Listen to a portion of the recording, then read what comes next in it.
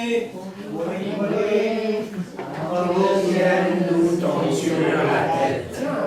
Pour rigoler, pour empêcher le ciel de tomber. Alors pendant que mon ami il règle un peu les micros, si c'est un peu trop fort, vous me faites un signe. Je commence par un petit texte de M. Boris Vian. Ami, tu veux devenir poète? Ne fais surtout pas l'imbécile. N'écris pas des chansons trop bêtes, même si les gourdes aiment ça. N'y mets pas l'accessoire idiot ou le sombrero du Mexique. N'y mets pas le parfum brûlant ni le cormoran des tropiques. Mets des fleurs et quelques baisers tendrement posés sur ses lèvres. Mets des notes en jolis bouquets et puis chante-les dans ton cœur. Ami, tu veux devenir poète? N'essaie surtout pas d'être riche. Tu feras de petits bijoux que l'on te paiera 25 sous. L'éditeur va te proposer de te prostituer sans vergogne. L'interprète va te discuter et te suggérer que tu rognes. Tu diras, tu riras de ce qu'on te dira, et tu garderas dans ta tête ce refrain toujours inconnu que tu siffleras, mais dans la rue. Boris Vian, à quoi passez-vous votre temps? Ah, mon temps. Je passe le plus clair de mon temps à l'obscurcir parce que la lumière me gêne. Voilà. Quand j'avais 6 ans, la première fois que papa m'emmena au cinéma, moi je trouvais ça plus palpitant que n'importe quoi. Il y avait sur l'écran des fiers à bras, des moustachus, des gars comme ça, des qui s'entendus chaque fois qu'ils trouvent un cheveu dans le plat. Un piano jouait des choses d'atmosphère, Guillaume Tell ou le grand air du Trouvert. Et le public en frémissant se passionnait pour ces braves gens. Ça coûtait pas cher, on en avait pour ces 3 francs. Gare, gare, gare, gare, ah la la la. Belle, belle, belle, belle, belle comme l'amour. Un rêve est passé sur l'écran et dans la salle obscurément, les mains se cherchent, les mains se trouvent vivants. Belle, belle, belle, belle, dans la la la, et dans la salle, plus d'un cœur bat. La voiture où elle se croit en sûreté vient de s'arrêter par terre avec un ischio cassé. Le bon qui va pouvoir mettre la main sur le fric, c'est tragiquement d'un chien. C'est fini tout seul, à mercredi prochain. Maintenant ce n'est plus mon papa qui peut m'emmener au cinéma, car il plante ses choux là-bas, pas loin de Saint-Cucufa. Mais j'ai rencontré une Dalila, une jolie môme, une fille comme ça. Elle adore aller le mercredi dans les cinémas. Bien sûr c'est devenu le cinémascope, mais ça remue toujours et ça galope. Et c'est rempli comme autrefois de fameux cow-boys sans foi ni loi, et de justiciers qui viennent fourrer leur grand pied en plat. Gare, gare, gare, gare, Gary Cooper s'approche du ravin d'enfer. Fais attention, pauvre crétin, car Annadan n'est pas très loin. À 500 mètres, il loge une balle dans un trou de pain. Gare, gare, gare, gare, pendant ce temps-là, je la prends doucement au creux de mon bras. Le fauteuil où elle se croit en sûreté ne m'empêche pas, ma foi, d'arriver à l'embrasser. Je ne sais pas si Gary sort gagnant, mais comme c'est le cinéma permanent, ma chérie, rappelle-toi, on est resté 1 an et on a eu beaucoup d'enfants.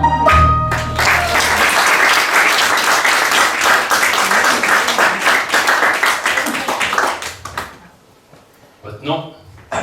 Viande, l'adjudant. Prénom? Boris, l'adjudant. Vous êtes étranger? Vous êtes arménien? Vous êtes encore un de ces métèques? À l'instant, l'adjudant n'est natif de Ville-d'Avray, Seine-et-Oise. Prénom du père, Paul. Prénom de la mère, Yvonne. Et selon toute probabilité, Vian vient de Viana, d'Italie. De ma sœur latine, quoi. Vous seriez pas le cousin de l'amiral Philippe Vian? À l'instant, l'adjudant, je suis pas le parent de Jean Illustre. Sauf que mes grands-parents, qui étaient ferronniers et bronziers d'art, dans le solide et le sérieux, Ils ont dû fabriquer la grille de la propriété d'Edmond-Rostand. Edmond-Rostand, vous connaissez, l'adjudant. Edmond-Rostand, oui. Sirac, oui, j'ai même vu une photo. Edmond-Rostand, vous connaissez. Et c'est d'ailleurs par Jean Rostand, le fils d'Edmond, que je suis venu à la littérature. Ah, vous faites dans la littérature, j'aurais dû m'en douter. Ah ben, je fais dans pas mal de choses, l'adjudant. Traducteur, interprète, jazzologue, musicien, et depuis quelque temps, directeur artistique d'une maison de disques. Je vois. Bon à tout, bon à rien, qui tout embrasse mal étreint, comme on dit. Ah ben ça dépend des bras qu'on a, l'adjudant. Et regardez les miens, mais je suis bâti comme un singe, fait pour la culture qui vous courbe sur la glèbe glabre. Oh, foutez-vous pas de ma gueule, hein, je vous fous dedans, hein. Moi, quand j'entends parler littérature, je sors mon revolver. Ah ça c'est pas vous, l'adjudant. C'est pareil, ça servira pareil, les intellectuels, je les emmerde.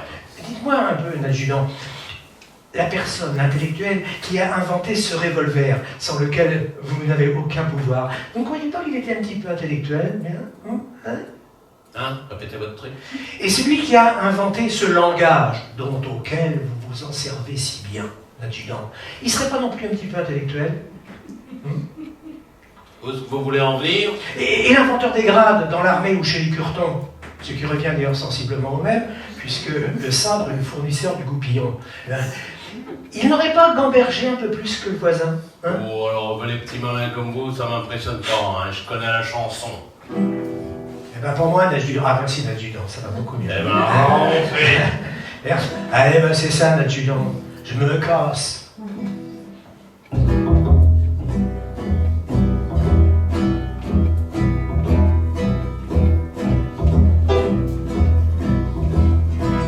Merci l'adjudant.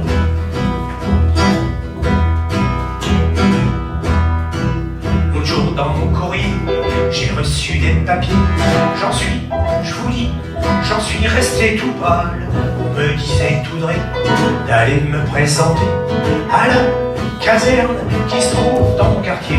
Je m'en vais dans la rue et je leur dis c'est moi. Je viens ce matin, on va de quoi qui retourne. On m'a fait entrer et je leur ai demandé à voir celui-là qui m'a fait convoquer. Là dans un bureau qui n'était pas ben beau, il y avait, c'est vrai, une petite secrétaire avec un uniforme qui collait à ses formes. Je m'en suis senti bientôt raillardi, mais il y avait aussi un militaire assis qui me dit, mon petit, qu'est-ce que vous venez faire? Moi j'y ai répondu, c'est qu'on m'a convoqué. Monsieur soldat, c'est pour ça que je suis là. Il me dit, garde-vous, où vous croyez-vous? Je crois, ma foi, que vous êtes une forte tête. Vous asseoir devant moi, ça se passera pas comme ça. Debout, sans retard, ou je vous fous au mitard. Moi j'y ai répondu, je ne suis qu'un jeune conscrit. Y a pas d'offense si je connais pas l'usage. Je vous voyais assis, là je me suis assis aussi. Voici pourquoi j'agis ainsi. Je me suis relevé et je lui ai avoué que j'étais pincé pour sa petite secrétaire. Puis j'ai voulu savoir si elle sortait le soir et si les bleus avaient le jeudi pour eux. Il est devenu tout noir, c'était pas beau à voir. Il s'est levé et m'a botté les fesses, et puis il m'a conduit chez un ami à lui, un adjudant qui m'a fourré dedans. On m'a rééduqué toute la matinée. L'après-midi, j'ai balayé les chiottes et ça a continué pendant des mois entiers. Jamais je n'avais tant balayé. Quand je vois les autres gars marcher sans se tromper de pas, moi je me dis que je suis qu'un incapable. J'ai pas le goût au fusil et dans ma compagnie on dit que je suis le plus con des conscrits. Ils me l'ont répété pour être un bon troupier, obéissez aux officiers de carrière. Dubois est adjudant, il finira lieutenant, pourvu qu'il trouve le moyen de vivre 100 ans pour émerger du rang. Un seul commandement, travail constant, devoir et discipline. Moi si pendant 20 ans, je balaye les latrines, je vois pas pourquoi que je serais pas commandant.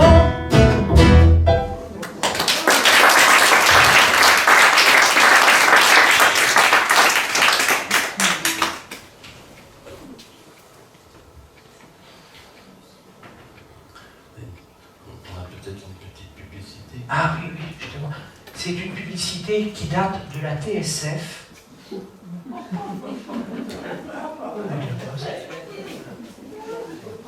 pouvez...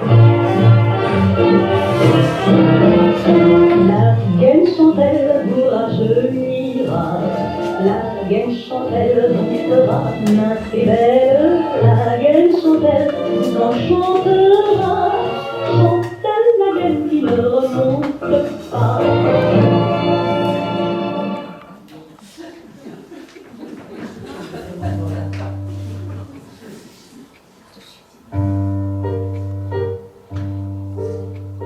Boris Vian, on vous accuse d'écrire des chansons antimilitaristes. Non, nuance. Je n'écris pas des chansons antimilitaristes, j'écris des chansons pro-civiles.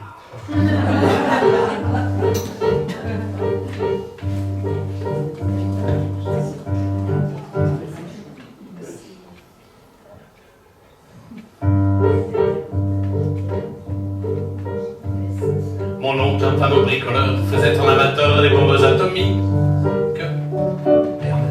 Sans jamais rien avoir appris, c'était un vrai génie côté travaux pratiques. Il s'enfermait toute la journée au fond de son atelier pour faire ses expériences. Et le soir, il rentrait chez nous et nous mettait en transe en nous racontant tout.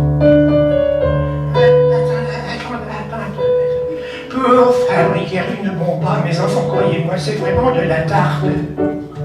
La question du détonateur, ça saute en un quart d'heure, c'est de celle qu'on écarte. En ce qui concerne la bombage, c'est pas beaucoup plus vache, mais une chose me tourmente. C'est que celle de ma fabrication n'a qu'un rayon d'action de 3,50 m. Il y a quelque chose qui cloche là-dedans. J'y retourne immédiatement. Il a bossé pendant des jours, tâchant avec amour d'améliorer le modèle. Quand il déjeunait avec nous, il dévorait d'un coup sa soupe au vermicelle. On voyait son air féroce qu'il tombait sur un os, mais on n'osait rien dire. Quand tout à coup, après le repas, un tonton qui soupire et qui s'écrie comme ça. Mesure que je deviens vieux, je m'en aperçois mieux, j'ai le cerveau qui flanche. Soyons sérieux, disons le mot, c'est même plus un cerveau, c'est comme de la sauce blanche. Voilà des mois et des années que j'essaie d'augmenter la portée de ma bombe. Et je ne me suis pas rendu compte que la seule chose qui compte, c'est l'endroit où qu'elle tombe. Il y a quelque chose qui cloche là-dedans. J'y retourne immédiatement.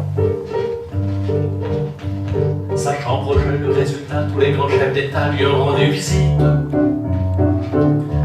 Il les reçut et s'excusa de ce que sa cagna était aussi petite. Ils sont tous entrés, il les a enfermés en criant « Soyez sages !» Et quand la bombe a explosé de tous ces personnages, il n'est plus rien resté. Tonton, devant ce résultat, ne se dégonfla pas et joua les andouilles. Au tribunal, on a traîné devant les jurés, nous voilà qui bafouillent. Messieurs, c'est un hasard affreux, mais je jure devant Dieu, en mon âme et conscience, qu'en détruisant tous ces tortues, je suis bien convaincu d'avoir sauvé la France. On était dans l'embarras, alors on le condamna, puis on l'amnistia, voilà. Et le pays reconnaissant les luttes immédiatement, chargé gouvernement.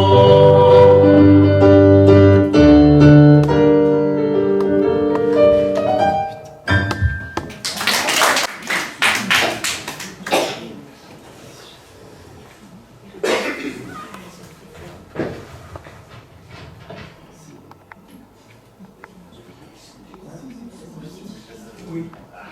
Oui. Il s'est coincé tout à l'heure. Je l'ai senti et ça m'a perturbé.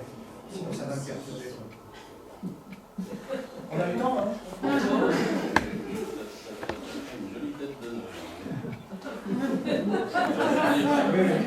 Ta tête fait un joli mot.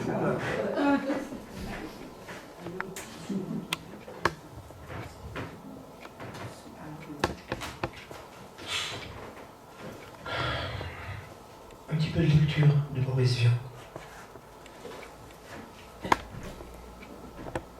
Boris Vian, essai, merci, d'une autobiographie. Je suis né par hasard le 10 mars 1920 à la porte d'une maternité fermée pour cause de grève sur le tas. Ma mère, enceinte des œuvres de Paul Claudel, c'est d'ailleurs depuis ce temps-là que je ne peux pas le blairer, en était au 13e mois et ne pouvait attendre le concordat. Un saint homme de prêtre qui passait par là me ramassa, me souleva et, impressionné par ma laideur, me reposa aussitôt sur le parvis. De cette époque date ma goupillonnophobie bien connue. Par bonheur, une louve affamée me prit sous son élytre et me donna à boire.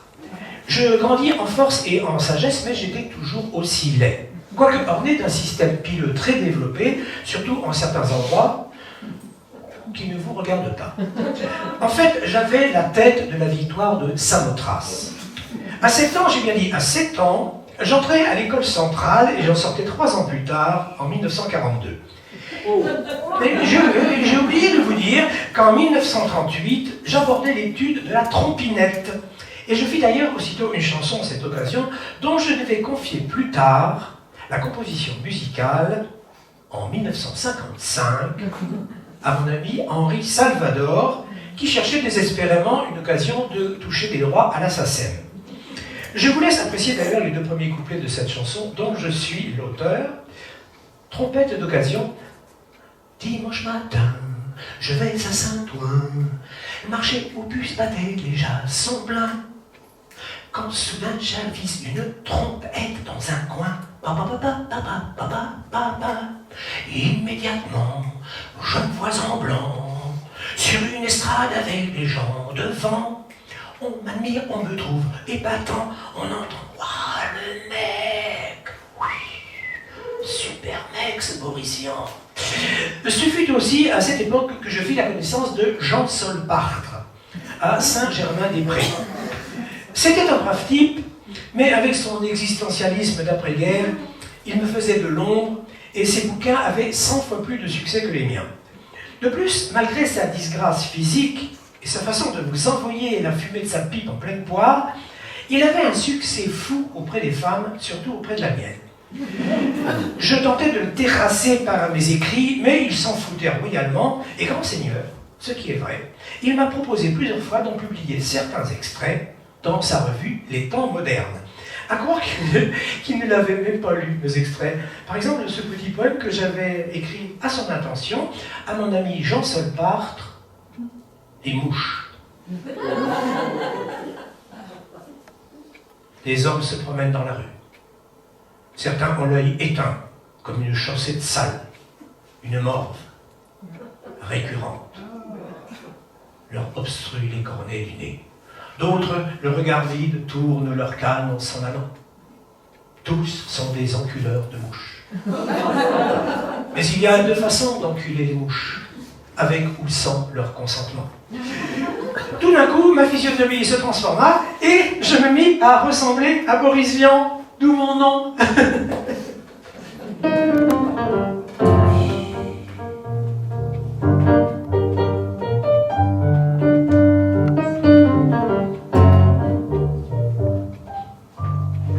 C'est le tango des bouchers de la Villette, c'est le tango des tueurs des abattoirs. Venez cueillir la fraise et la bourrette et boire du sang avant qu'il soit tout noir. Faut que ça saigne. Faut que les gens aient à bouffer. Faut que les petits puissent s'engouinfrer. Faut que les gras puissent engraisser. Faut que ça saigne. Faut que les mandataires au hall puissent enfourrer plein d'anal du filet à 800 balles. Faut que ça saigne. Faut que les peaux se fassent tanner, que les pieds se fassent paner, que les têtes aillent mariner. Faut que se saigne. Faut avaler de la barbaque pour être bien grand quand on claque et nourrir des vers comaques. Faut que ça saigne bien fort. C'est le tango des joyeux militaires, des gays vainqueurs de partout et d'ailleurs. C'est le tango des fameux va-t-en-guerre. C'est le tango de tous les fossoyeurs. Faut que ça saigne. Appuie sur la baïonnette, faut que ça rentre ou bien que ça pète, sinon t'auras une grosse tête. Faut que ça saigne. Démolis en quelques-uns, tant pis si c'est les cousins, fais-leur sortir le raisin. Faut que ça saigne. Si c'est pas toi qui les crève, les copains prendront la relève et tu joueras la vie brève. Faut que ça saigne. Demain ça sera ton tour, demain ça sera ton jour. Plus de bonhomme et plus d'amour. Tiens, voilà du boudin, voilà du boudin, voilà du boudin. Pour les Alsaciens, les Suisses et les Lorrains. Pour les Belges, y'en a plus, pour les Belges, y'en a plus. Ce sont des tirs au cul. Pour les Belges, y'en a plus, pour les Belges, y'en a plus. Ce sont des tirs au tiens. Tiens, voilà du boudin, voilà du boudin.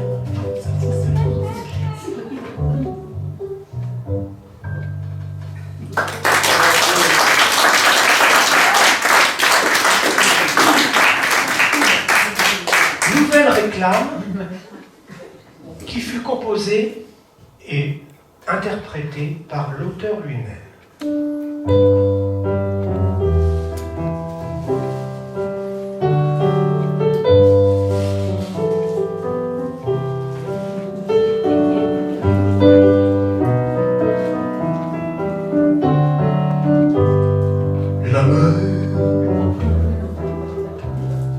La mer piquant, la mer piquant, c'est bon. La mer piquant, c'est bon. La mer piquant, la mer piquant, c'est bon.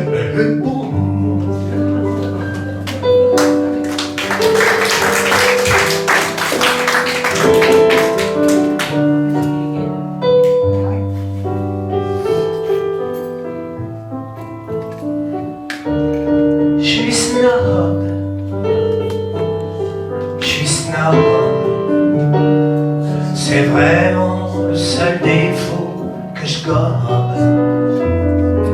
Ça demande des mois turbains, c'est une vie de galérien. Mais quand je sors avec Hildegarde, c'est toujours moi qu'on regarde. Je suis snob, je suis snob. Tous mes amis le sont, on est snob et c'est bon. Chemise d'organdie, chaussures de zéro, cravate d'Italie, les mèches complets vermoulues, un rubis au doigt, deux pieds pas celui-là, les ongles tout noirs et un très joli petit mouchoir. Je vais au cinéma, voir des films suédois, et j'entre au bistrot pour boire un whisky à gogo. J'ai pas mal au foie, personne ne fait plus ça, j'ai un ulcère, c'est moins malin et plus cher, chez Snob.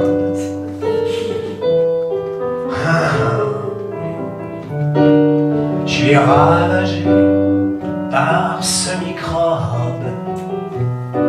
Je fais du cheval tous les matins, car j'adore l'odeur du crottin. Je ne fréquente que les baronnes, ronds comme des trombones. Je suis snob, excessivement snob.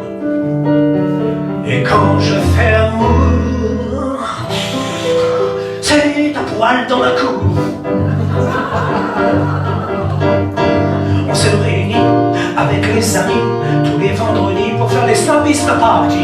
Il y a du coca, on déteste ça, et du camembert qu'on mange à petite cuillère. Mon appartement est vraiment charmant, je me chauffe au diamant, on ne peut rien rêver de plus fumant. J'avais la télé, mais ça m'ennuyait, je l'ai retournée. De l'autre côté c'est passionnant, je suis snob, excessivement snob. Je suis ravagé par ce microbe. jaguar, je passe le mois d'août au plumard. C'est dans des petits détails comme ça qu'on est snob pas, je suis snob, encore plus snob que tout à l'heure. Et quand je serai mort, je veux un sweat de chez Dior.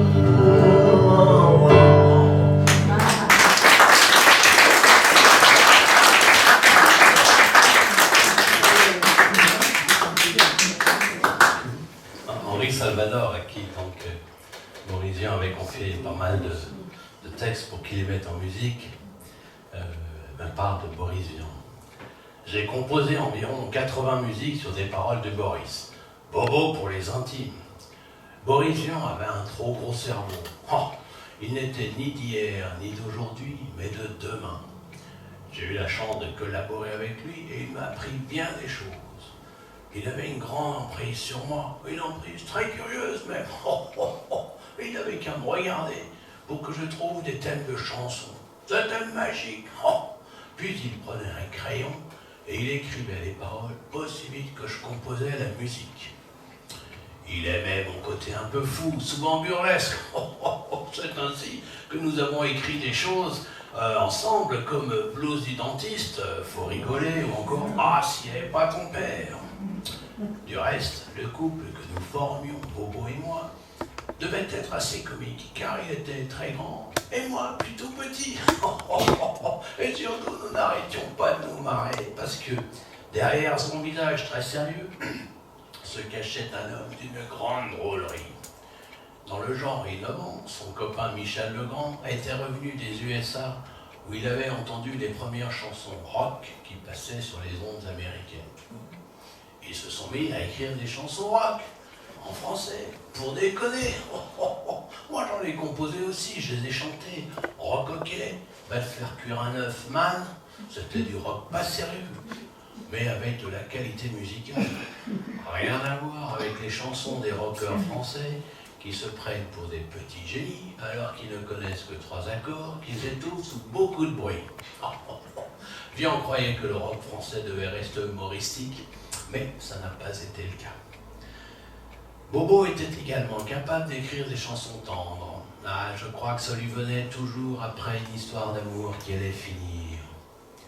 Faut dire qu'il avait un charme fou et ne tardait jamais à se consoler. Il travaillait très rapidement. Je me souviens d'un jour où nous avons composé 4 calypsos en moins de 20 minutes. Il avait le génie de trouver la formule verbale qui colle avec la musique.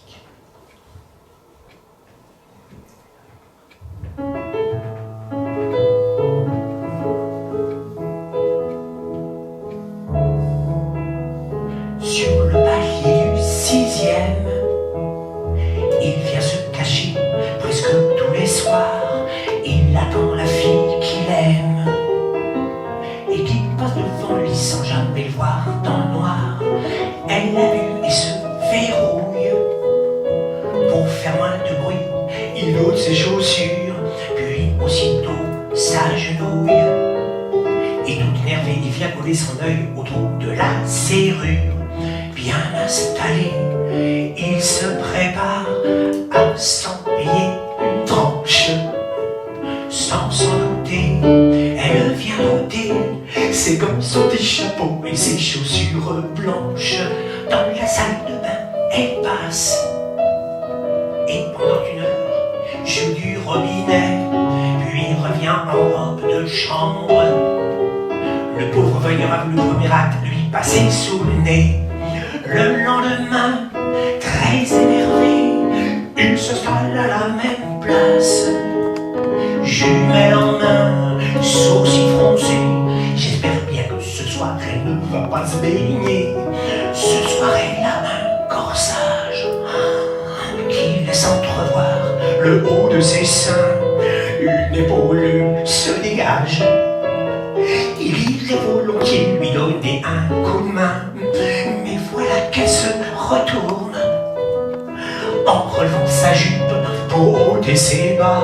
Le voyeur a les yeux qui tournent, mais il a beau faire tous ses efforts, il ne la voit pas. Sa robe grise glisse sur ses talons. Zut, elle a un jupon. Un peu patience, elle finira bien par tout laisser tomber avant d'aller se coucher. Voilà la dernière agrafe.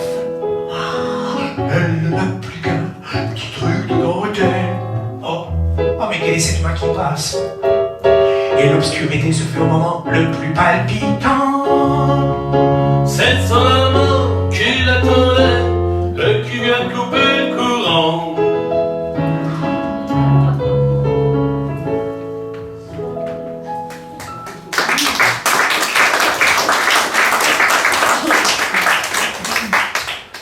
Eh bien, mon cher Piranha, je vais te confier quelque chose. Bon, je sais que tu étais du grand-père il y a quelque temps.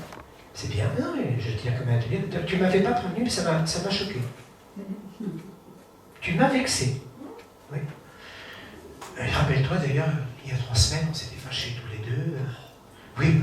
Et j'avais décidé de sortir tout seul en boîte, à la garde. Oui. Ça s'appelle Jusqu'à la garde. C'est une boîte un petit peu spéciale. Et donc, eh bien, j'ai donc sorti. Et là, j'ai fait la connaissance. Ne ris pas, c'est pas drôle. Et là, j'ai fait la connaissance d'un homme. Wow. Et où il était bien plus petit. Je me suis dit, c'est dans ma poche. Ce million-là, c'est pour mon lit. Il m'arrivait juste à l'épaule. Mais il était rablé comme tout. Hein. Il m'a suivi jusqu'à ma piole et j'ai dit, vas-y mon loup, fais-moi mal, Johnny Johnny, envoie-moi au ciel, zoom, fais-moi mal, Johnny Johnny, moi j'aime l'amour qui fait boum. Il n'avait plus que ses chaussettes, des belles jaunes avec des raies bleues. Il me regardait d'un œil bête, il ne comprenait rien, le malheureux. Et il m'a dit, l'air désolé, je ferai pas de mal à une mouche. Mais il m'énervait, je l'ai giflé, et j'ai cassé d'un air farouche. Mais fais-moi mal, Johnny Johnny, je suis pas une mouche. Fais-moi mal, Johnny Johnny, moi j'aime l'amour qui fait boum. Voyant qu'il ne s'excitait guère, je l'ai insulté sauvagement.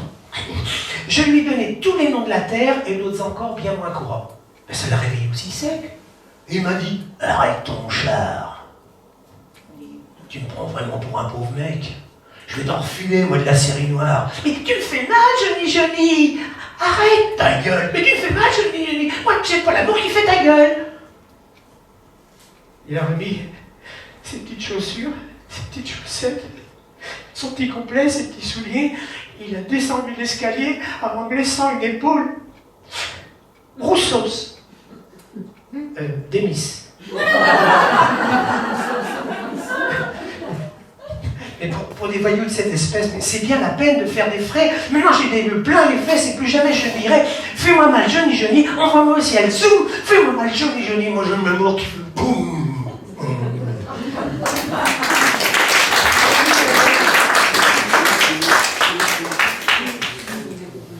Un hommage de Georges Brassens à Boris Vian. Boris Vian est un de ces aventuriers solitaires qui s'élance à corps perdu à la découverte d'un nouveau monde de la chanson. Si les chansons de Boris Vian n'existaient pas, il nous manquerait quelque chose. Elles contiennent ce je ne sais quoi d'irremplaçable qui fait l'intérêt et l'opportunité d'une œuvre artistique. J'ai entendu dire à d'aucuns qu'ils n'aimaient pas ça, grand bien leur fasse. Un temps viendra, comme dit l'autre, où les chiens auront besoin de leur queue et tous les publics des chansons de Boris Vian.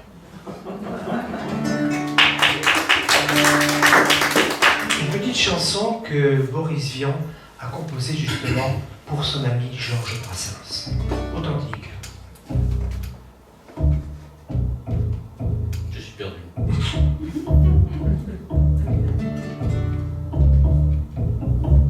Voilà, ça y est, j'ai retrouvé. Ça y est. Alzheimer. Je me promenais dans la rue, au gué, quand soudain je l'aperçus. Au gué, elle était jeune et court vêtue. Au gué, et son dos valait d'être vu. Au gué, je me suis dit putain la belle créature. Et comme je vénère les fruits de la nature, je lui proposais de faire un petit tour en voiture. Corne gidouille sur un corsage tendu comme ça. Ok, ok, on se demande comment son cœur bat. Ok, ok, sous un corsage tendu comme ça. Ok, ok, on se demande comment son cœur bat.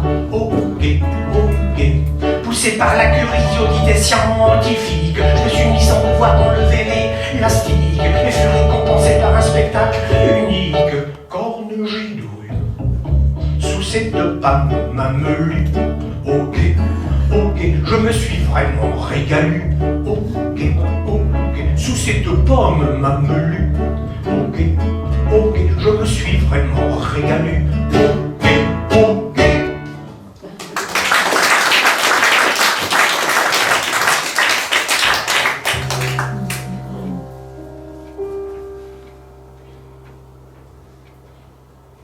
Je crois que nous avons une petite publicité. Ah oui, bien sûr. Je suis tellement fasciné par ce poste de radio.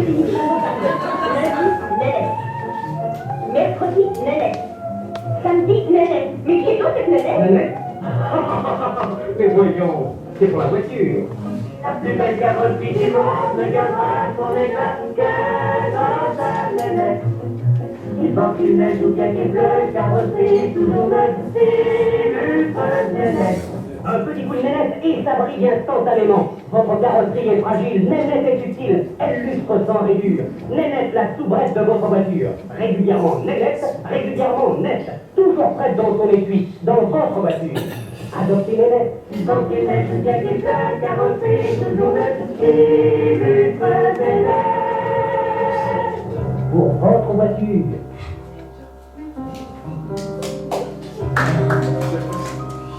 Assez authentique, hein.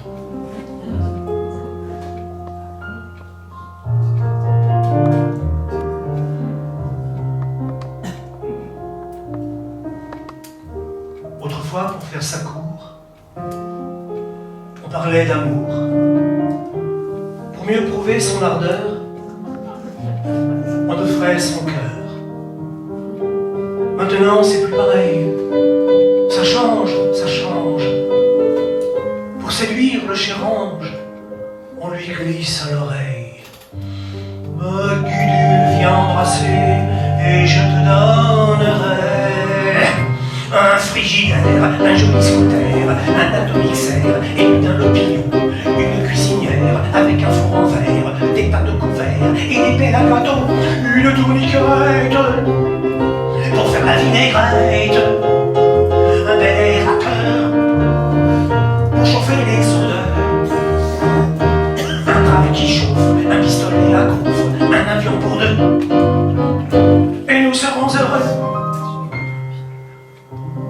Autrefois, s'il arrivait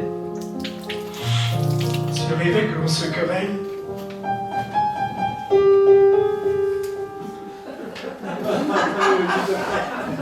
l'air lugubre, on s'en allait, merci monsieur, en laissant la vaisselle. Maintenant, que voulez-vous? La vie est si chère, on dit rentre chez ta mère. Et l'on se garde tout. Gudule, excuse-toi, ou je reprends tout ça. Mon frigidaire, mon armoire à cuillère, mon défi en fer et mon poêle à mazout, mon cyclodas, mon repas sur limace, mon tabouret à glace et mon chasse-filou, ma tourniquette, faire la vinaigrette, le ratatine en dur et le coupe friture.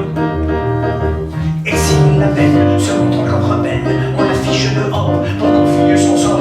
Au frigidaire, à l'efface poussière, à la cuisinière, au lit qui est toujours fait, au chauffe-savate, au canon à patates, à l'éventre tomate, à l'écorche poulet. Mais très très vite, on reçoit la visite d'une tendre petite qui vous offre son cœur. Alors on sait, car il faut qu'on s'entraide, et l'on vit comme ça, jusqu'à la prochaine fois. Et l'on vit comme ça, jusqu'à la prochaine fois. Et l'on vit comme ça, jusqu'à la prochaine fois.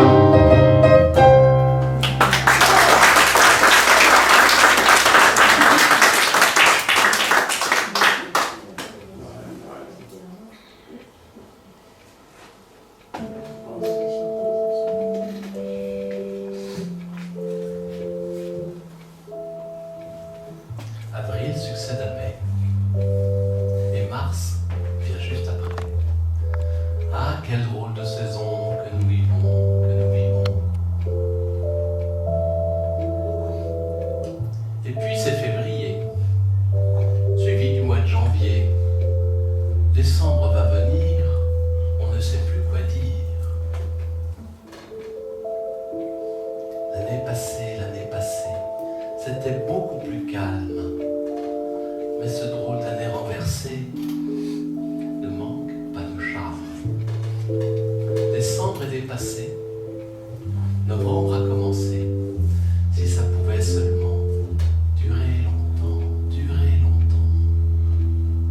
si ça pouvait durer jusqu'au mois de juillet, jusqu'à ce foutu soir où tu m'as laissé choir. Le soir très doux d'un jour heureux où j'avais pris tes lèvres, quand je repense à tes yeux bleus, j'en ai la fièvre. Voilà qu'octobre arrive et passe à la dérive. Septembre accourt derrière, c'est un mystère, c'est un mystère. Moi tout à l'horizon fredonne ces chansons, vacances de l'an dernier que je vous ai pleuré. Voilà juillet qui montre enfin sa tête blonde et sage. Si l'on retourne jusqu'en juin, je crois au mirage. Avril est revenu, je marche dans la rue. J'ai rajeuni d'un an, c'est épatant, c'est épatant. Je frappe à ta fenêtre, tu daignes apparaître. Mais quoi, chose bizarre, tu as de grands yeux noirs. Je me trompais, c'est une erreur. C'est bien l'année nouvelle. Voici ma vie, voici mon cœur. Venez, ma belle.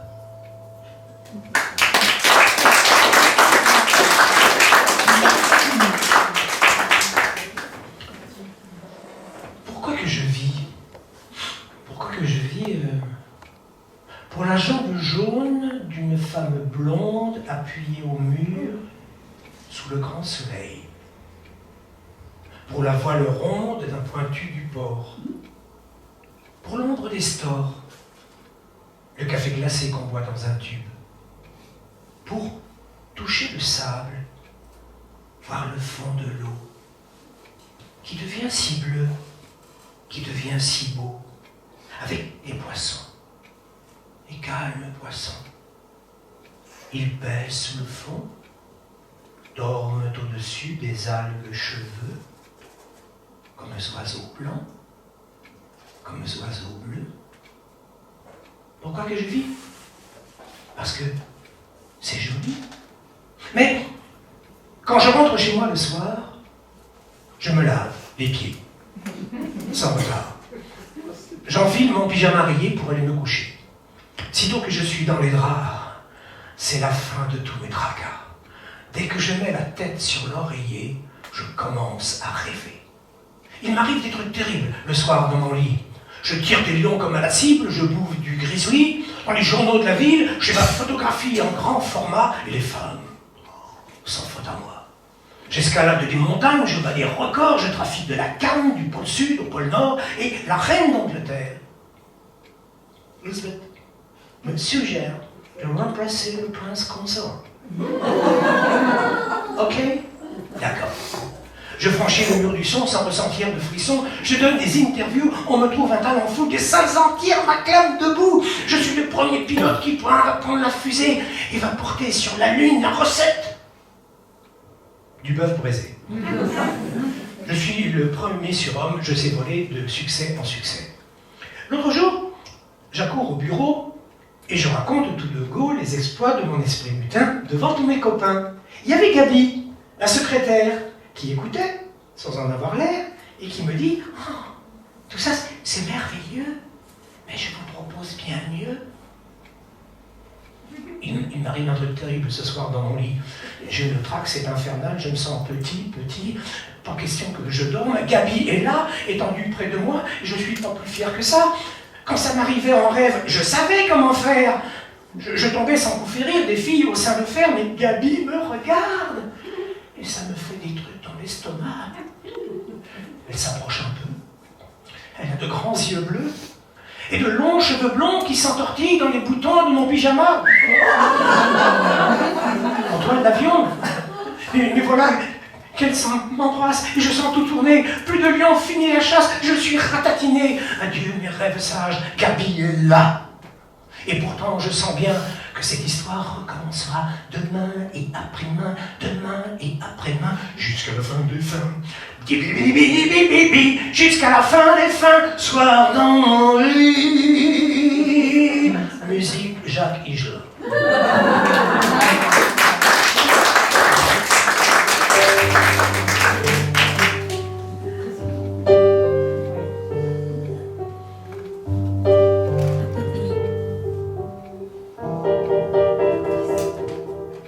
Je bois systématiquement pour oublier les amis de ma femme. Je bois systématiquement pour oublier tous mes emmerdements. Je bois n'importe quel jaja, pourvu qu'il ait ses 12,5 degrés. Je bois la pire des finasses. C'est dégueulasse, mais ça me fait passer le temps. La vie est-elle tellement marrante? La vie est-elle tellement vivante? Je pose ces deux questions. La vie vaut-elle d'être vécue? L'amour vaut-il qu'on soit cocu? Je pose ces deux questions auxquelles personne ne répond. Et je bois systématiquement pour être sous, pour ne plus voir ma gueule. Je bois systématiquement pour oublier que je n'ai plus 20 ans. Je bois quand j'en ai des loisirs pour être sous, pour ne plus voir ma gueule. Je bois quand j'en ai des loisirs pour pas me dire qu'il faudrait en finir.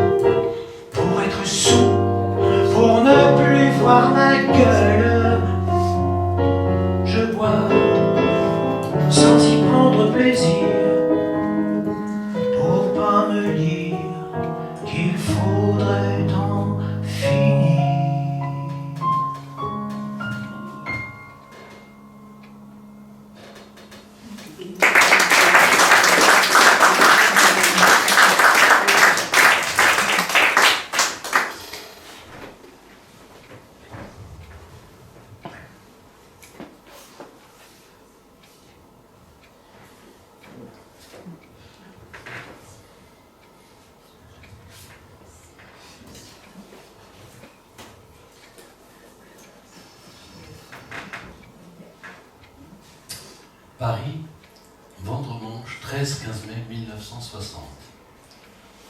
Mon cher Boris, que deviens-tu? La dernière fois que je t'ai vu, en voisin Cité Véron, c'était devant le cerisier et nous parlions de lui très affectueusement. C'est si rare aujourd'hui les cerises à Paris. Un peu plus tard, en plein soleil, à Antibes, où tu devais venir avec d'autres amis et retrouver d'autres amis, une voix soudain a dit « Nous apprenons la mort ». C'était une voix de la radio-télévision française.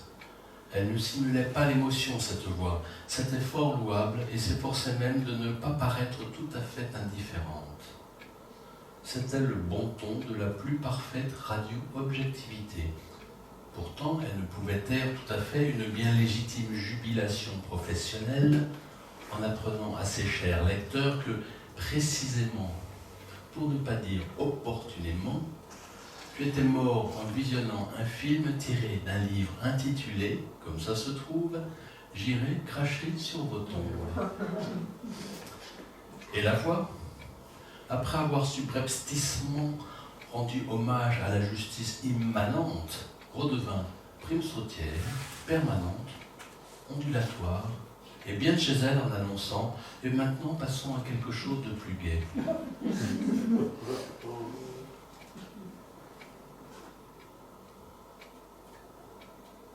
Il apprenait ta mort, Boris. Et que savait-il de ta vie et de ton savoir-vivre et de la sienne de vie? C'est ce qu'on se disait tantôt, le cerisier et moi, si t'éverons, comme on parlait affectueusement de toi. En haut, sur la terrasse, ta fille jouait avec la mienne. Il faisait beau, pourtant, la veille, le petit chat noir avait dévoré le trèfle à 4 feuilles, ce qui prouve que les supporters du bonheur ont eux aussi leurs petits ennuis. Il faisait beau et nous faisions de même dans la mesure du possible. De la cabine des projectionnistes du Moulin Rouge à images, sans coquillage à l'oreille, on entendait le bruit de la mer et en même temps le strident et réconfortant tintamarre des torpilles du grand film Couler le Bismarck, suivi un peu plus tard des froufrous des cornettes dans le dialogue des carmélites. À part cela, rien de bien nouveau.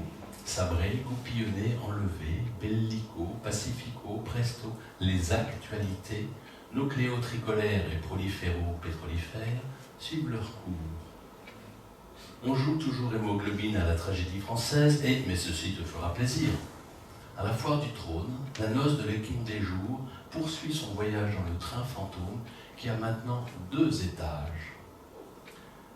Je t'embrasse, mon cher Boris, et à bientôt ou tard, ton ami Jacques Prévert. Et voilà.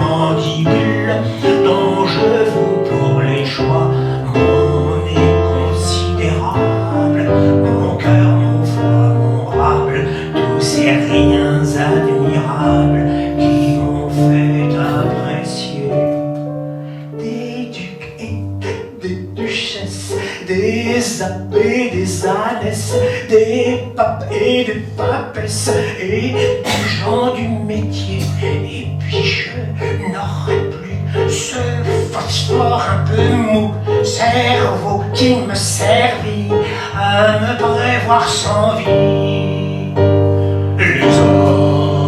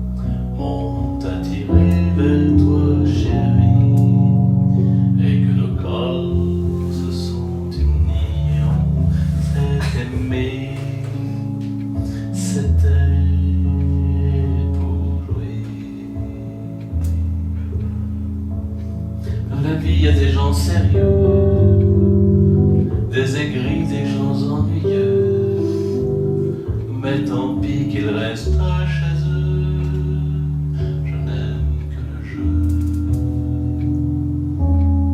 C'était pour jouer qu'on est resté ensemble. C'était pour jouer que dans ta main qui tremble, j'ai mis ma main, que s'est-il passé? C'était pour jouer et puis c'est arrivé. C'était pour jouer et les jours nous entraînent. C'était pour jouer, mais ta vie et la mienne sont réunies à tout jamais. C'était pour jouer que l'on s'aimait. C'était pour jouer. Maintenant, c'est vrai.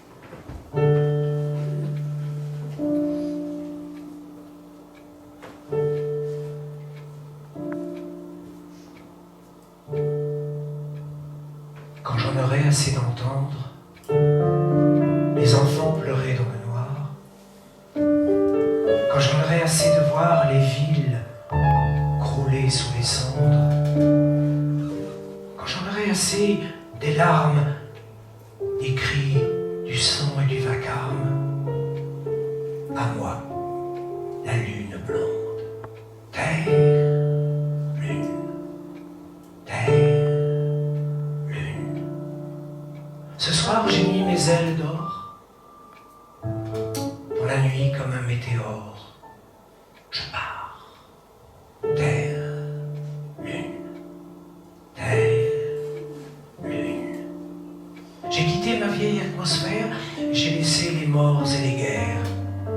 Bonsoir.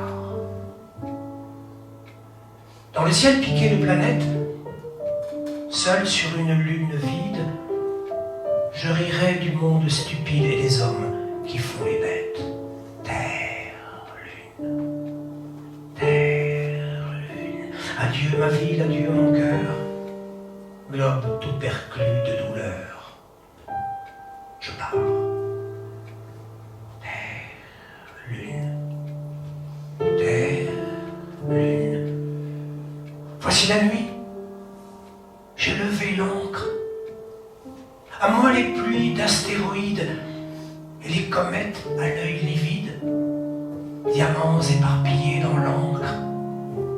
À moi les étoiles de miel, fleurs de topaze et de rubis.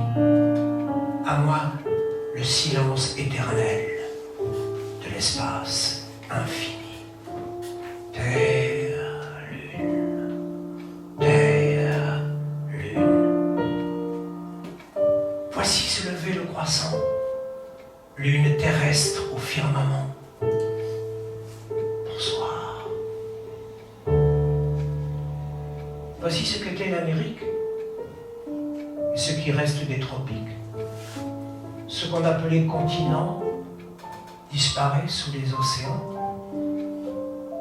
Un jour viendra dans ma retraite où je verrai le nez levé exploser ma triste planète qui se prétend civilisée. Terre, lune, monde pourri, monde trop vieux. Pierrot ce soir te dit adieu, adieu.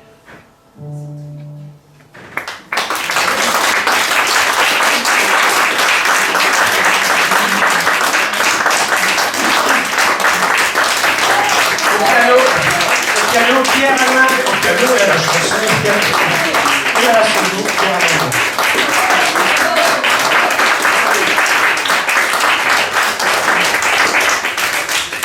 Alors, avant les remerciements, quand même, je souhaitais remercier bien sûr Patrice et toute sa petite équipe, même si c'est une petite équipe, elle est très efficace. C'est vrai que, comme disait Patrice, on se connaît depuis très longtemps, puis on se perd de vue, puis on se revoit. Mais je suis aussi très heureux de voir dans la salle des amis, des gens que j'ai rencontrés au hasard des rencontres, au hasard de stages, de théâtre, d'improvisation, des choses comme ça. Bon, ben bonsoir.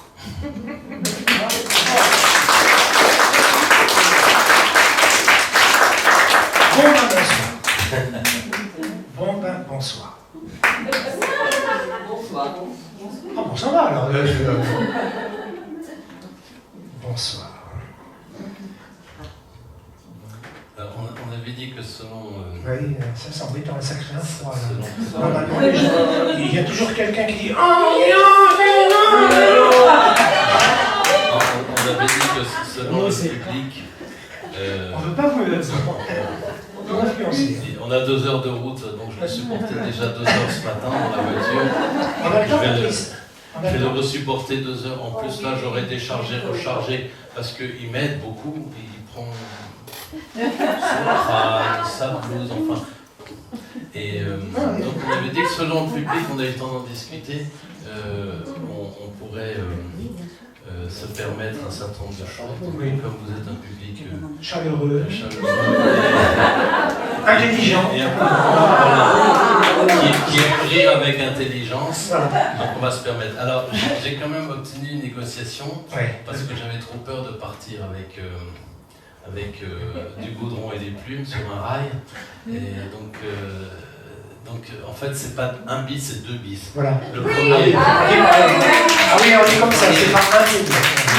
le premier, donc mesdames, vous allez voilà, nous couvrir de goudron de plumes, mais pour se faire pardonner, nous avons une gentille ode à ces dames. Et tu voulais pas dire quelque chose à propos des dames et comment on C'est reconnaissait après la première. Ah, ça me la première.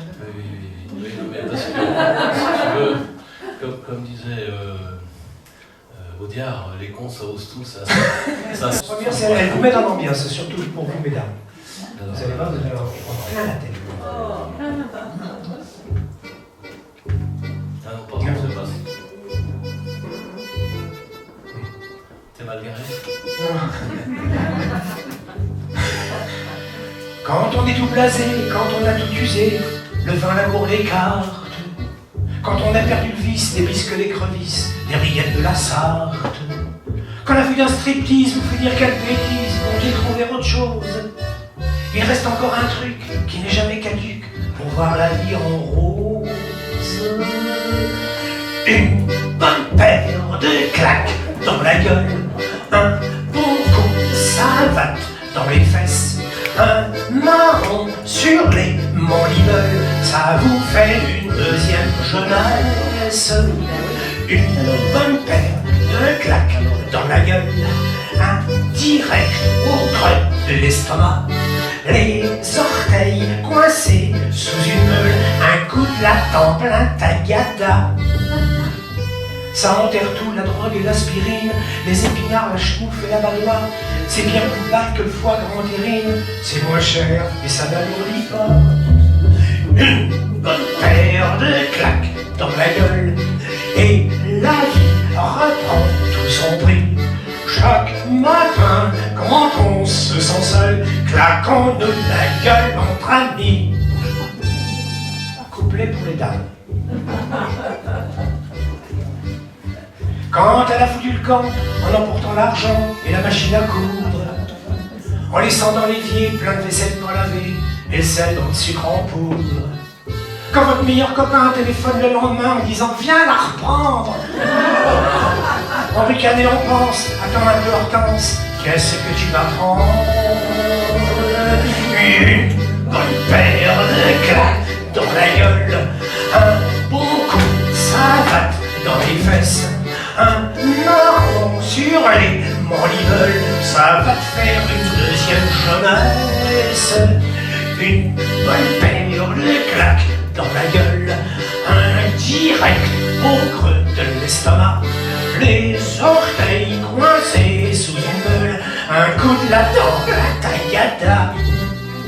Tu t'ennuyais dans ma petite chambre, tu soupirais, tu voulais du nouveau. Dorénavant, de janvier à décembre, compte sur moi pour t'offrir un gogo. Une bonne paire de claques dans la gueule, et ça me consolera, ma chérie. Des soirées où tu malevrais le rouleau à pâtisserie. Tiens, salope.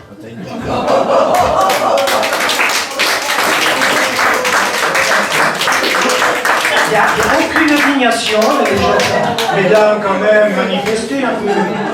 Non, elles sont contentes. Continue. Et du coup, je rappelais ce matin Dominique dans la voiture en disant, tu sais ce qu'on dit à une femme qui a 2 yeux au beurre noir, parce que des fois ça arrive malheureusement. Savez-vous? Bah, on lui dit rien, on a déjà expliqué 2 fois. Allez, on se rattrape. Voilà. Allez, on se rattrape maintenant avec une chanson de Nourisian. Dès que j'arrive à trouver le bon. Qui sera quand même à l'honneur des dames ce coup-ci. J'ai besoin de la feuille de bois.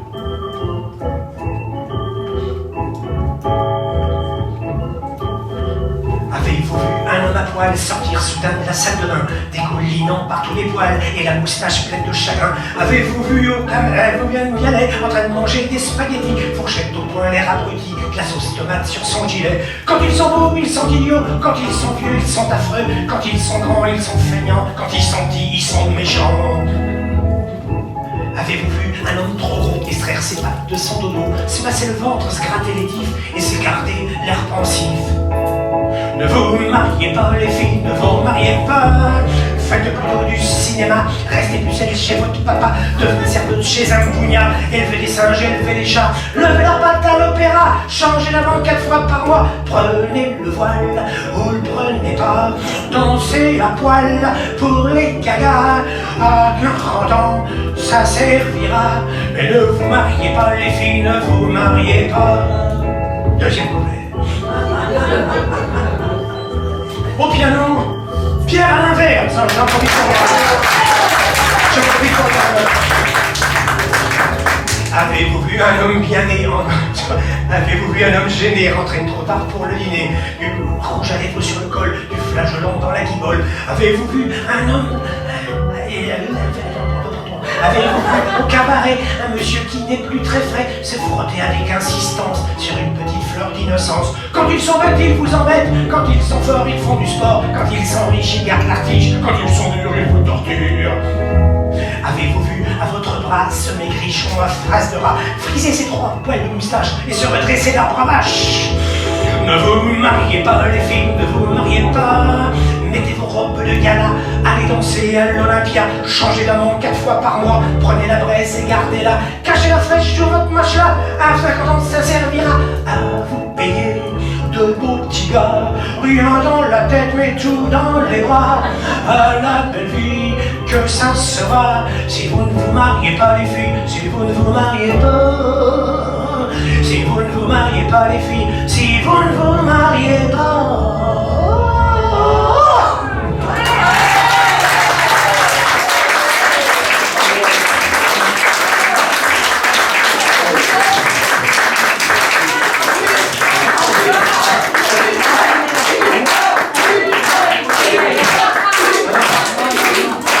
Pas plus. Oui, parce qu'il y a une... Deuxième spectacle. Mais oui.